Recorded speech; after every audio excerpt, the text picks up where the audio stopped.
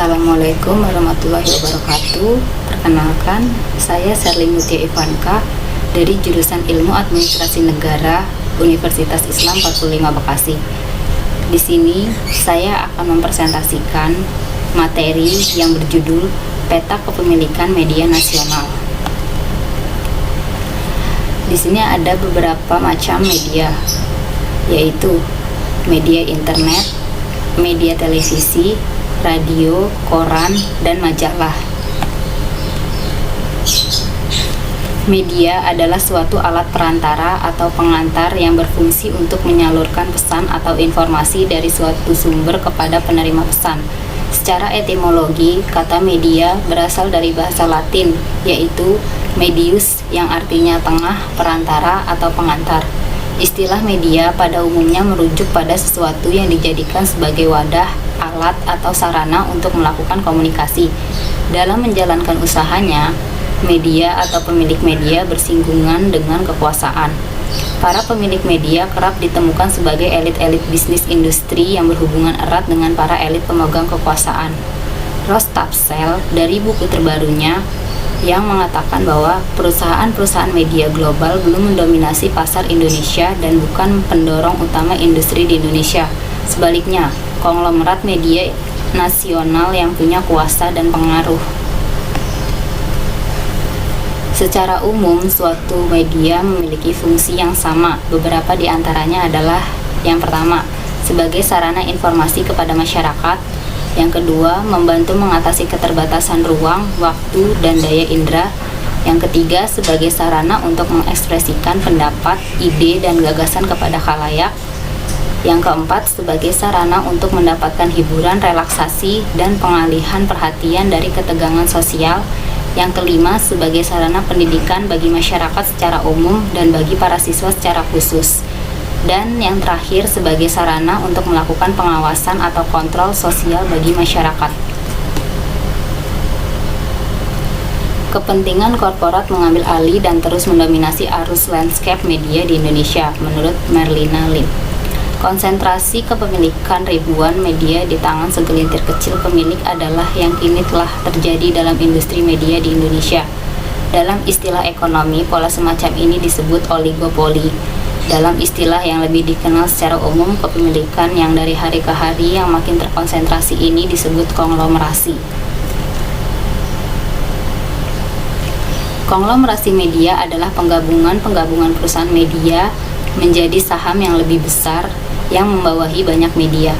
Konglomerasi berasal dari kata konglomerat yang berarti pengusaha besar yang mempunyai banyak perusahaan atau anak perusahaan, atau perusahaan besar yang beranggotakan berbagai macam perusahaan dan bergerak dalam bidang usaha yang bermacam-macam.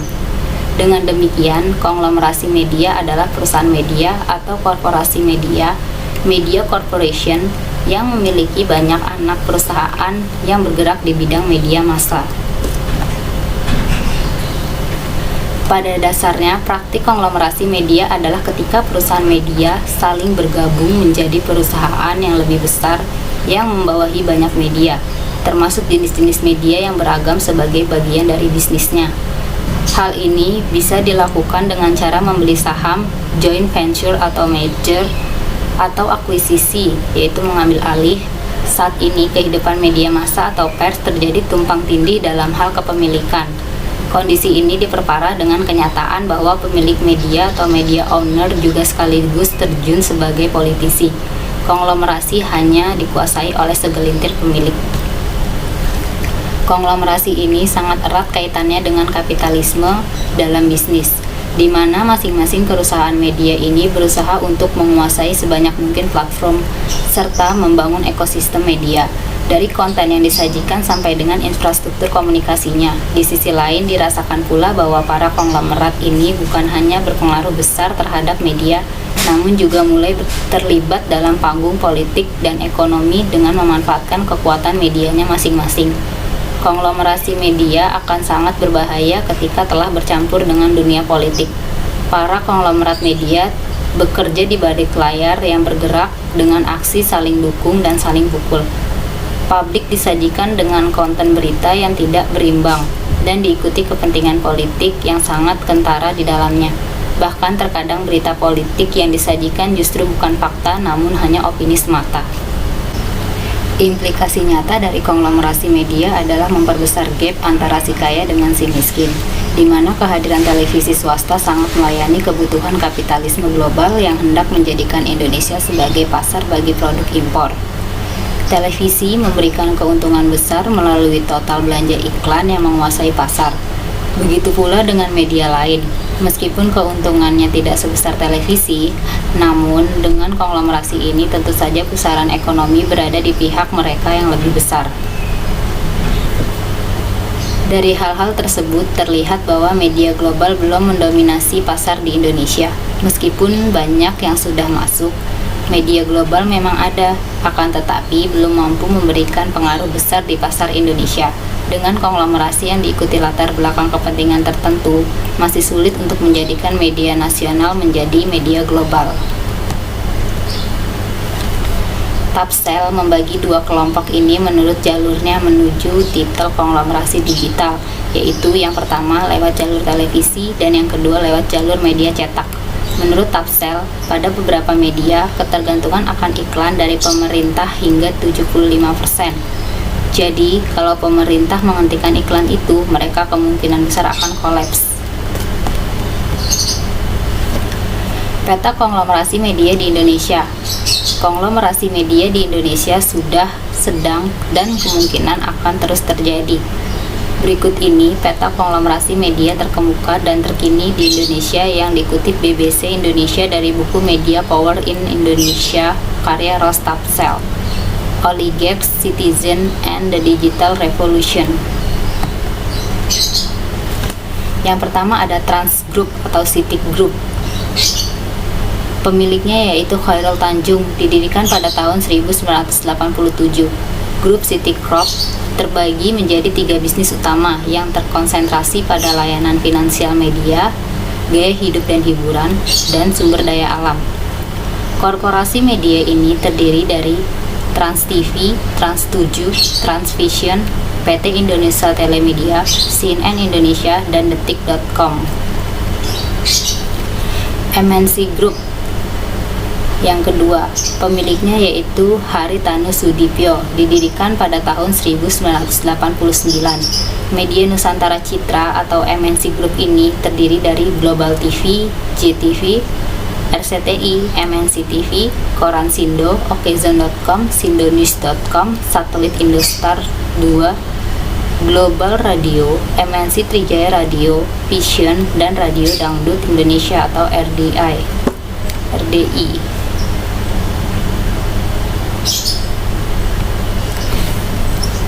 Yang ketiga ada SCMA Group atau MTEK. Pemiliknya yaitu Edi Saryat Maja. Didirikan pada tahun 1983, memiliki 3 divisi usaha utama yaitu media, telekomunikasi dan solusi TI, serta konektivitas. Grup Elang Mahkota Teknologi atau MTEK ini terdiri dari SCTV, Indosiar, O-Channel, Liputan6.com, Bola.com, Bitnet Komunikasindo, Next Media, dan Radio El Sinta. Yang keempat ada Lipo Group, pemiliknya yaitu James Riyadi. Terdiri dari Berita 1, Linknet, Suara Pembaruan, dan First. Sumber lain menyebutkan bahwa James Riyadi pula pemilik sebenarnya dari Metro TV atau Media Group. Yang kelima ada Kompas Group, pemiliknya yaitu Jakob Utama, didirikan pada tahun 1963. Kompas Gramedia Group ini terdiri dari Harian Kompas, Kompas TV, Kompas.com, Tribunnews.com, Radio Sonora, dan K-Vision. Yang keenam ada Bakri Group, pemiliknya yaitu Abu Rizal Bakri yang berdiri pada tahun 1942. Terdiri dari TV One, Antv, Bakri Telkom, dan Viva.co.id. Yang ketujuh ada Jawa Post Group, pemiliknya yaitu Dahlan Iskan yang didirikan pada tahun 1949. Korporasi media ini dari harian Jawa Post, JawaPost.com, Jawa Post TV, Radio Fajar FM Makassar, cpnn.com, dan FIC. Yang kedelapan ada Media Group. Pemiliknya yaitu Surya Paloh. Korporasi media ini terdiri dari Metro TV, Harian Media Indonesia, Media Group, dan Metro TV News.com.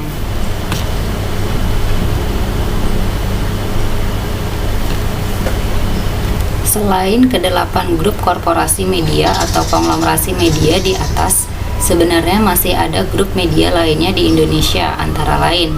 Yang pertama, Mahaka Group yang didirikan oleh Erick Thohir, yang meliputi Harian Republika, Republika Online, Cek TV, Lombok TV, Palu TV, Alif TV, Prambors Channel, Jen FM, Cek FM, Prambors, Delta FM, Female Radio, dan lain-lain.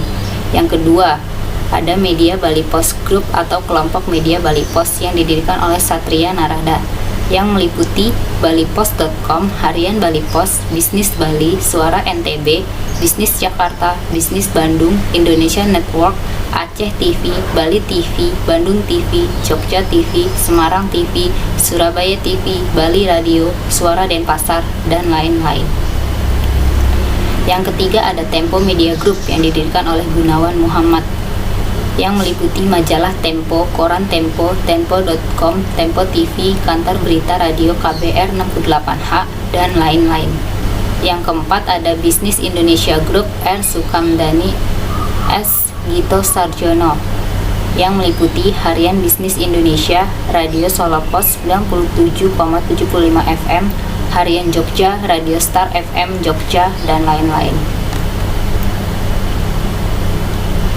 Media kampanye politik, sebagaimana ungkapan John Naisbitt, yaitu sumber baru kekuasaan adalah informasi di tangan banyak orang, atau news source of power is information in the hand of many.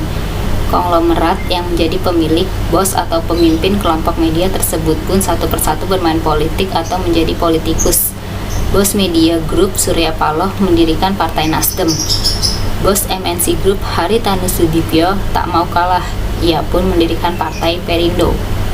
Bos Transmedia Khairul Tanjung pun sempat menjadi Menko Perekonomian era Presiden Susilo Bambang Yudhoyono, namun hanya beberapa bulan, yaitu dari bulan Mei hingga Oktober 2014.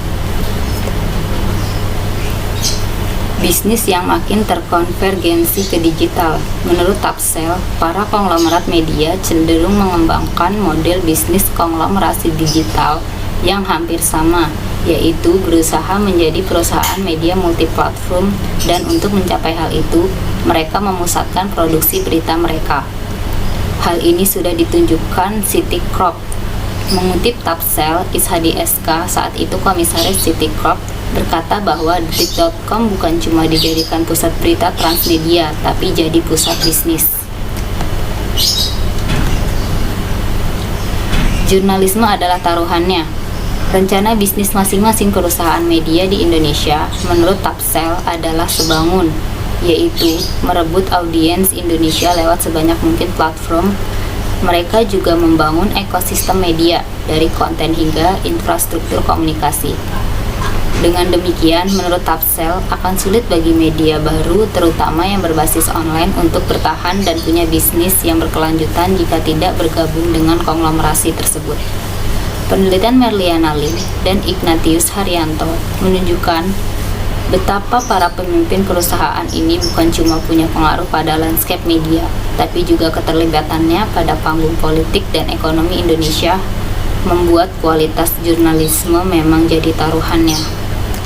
Masalah yang muncul diantaranya, masyarakat Indonesia tidak menerima sumber informasi yang memadai, baik dari segi kualitas dan maupun kuantitas, dan hanya mewakili sudut pandang dan opini yang juga terbatas, karena jurnalis merasa tertekan untuk menyampaikan informasi yang menguntungkan kepentingan pemilik atau owners interest.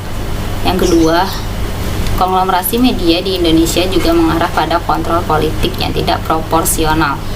Masyarakat memiliki akses terbatas terhadap informasi tertentu, dan itu pun berada di bawah representasi beberapa kelompok media.